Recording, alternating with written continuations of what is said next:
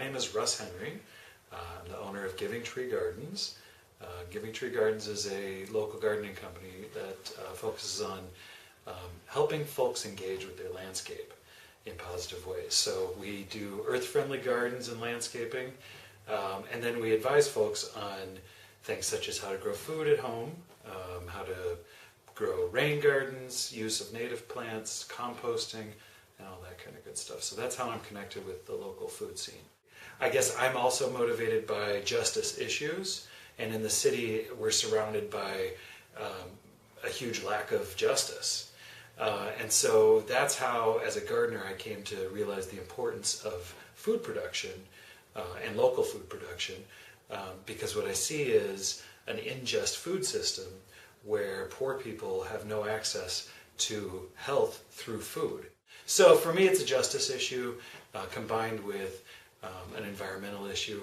You know, the less gas that we can use for each of our food dollars, or maybe a way to think of it is gasoline used per pound of produce goes way down when you're growing it in your backyard with compost without any petrochemicals and no transportation. And so that's the ultimate in growing, in being earth friendly with your food choices, is growing it in your own backyard. And I guess to take it one step further would be use of native plants for food, because that encourages habitat not just for people, but for the entire place, which, you know, we're all important. We're all part of a system that is barely clinging on to the outside of this hurling ball of rock going through space. I feel my job as somebody who knows a lot about gardening is to direct some of the energy that's going into the gardening so that we're getting the most out of it and people are experiencing success.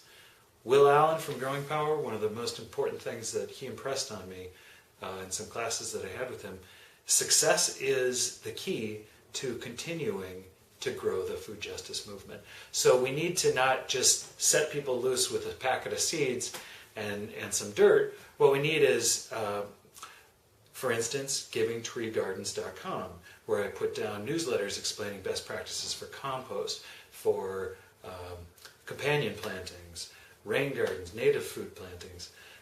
So we need to really be putting forward all of our best resources as folks who are in the know, so that everyone who's not yet in the know gets there and experiences success when they go out and try and garden. Things that could help, if the city would relax its requirements and stop encouraging lawn and start encouraging gardens, especially in public spaces. It's so much more fun to walk down the street and pick raspberries than it is to walk down the street and look at grass. I think we need to expand, get rid of all gardening rules.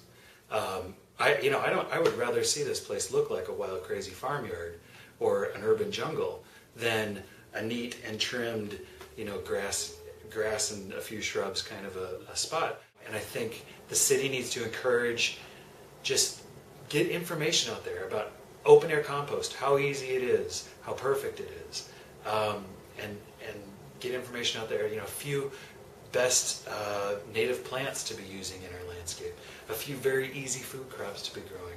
I mean, what if Minneapolis was known as the city of raspberries as well as the city of lakes?